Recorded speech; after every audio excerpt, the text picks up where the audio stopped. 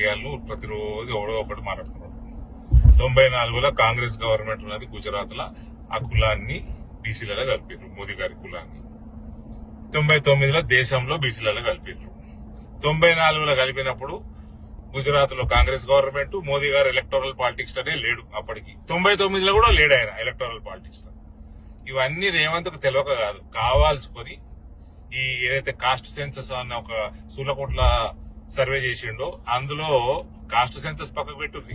అసలు మొత్తం సెన్సస్ తప్పు. 1 కోటి మంది మైనర్లు 18 సంవత్సరాల లోపల ఉన్న వాళ్ళు గాయం ఉన్నారు ఈ రాష్ట్రంలో అని మొన్ననే రుజువు చేసిన.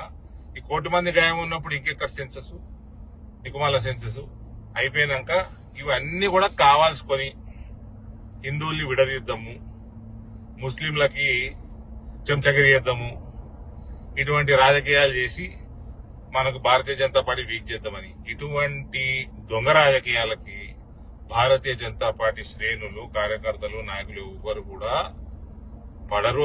ఈ ట్రాప్ లో పడొద్దు. అందరం ఒకటై మనము భరతమాతని గెలిపియాలా, ఈ దేశాన్ని, రాష్ట్రాన్ని హిందూ రాష్ట్ర స్థాపనలో చెయ్యాలి. ఇక్కడ ఒక్కటి మాత్రం తప్పకుండా గుర్తుపెట్టుకోండి, బటింగే తో కటింగే, एक है तो सेफ है. Don't fall in the trap of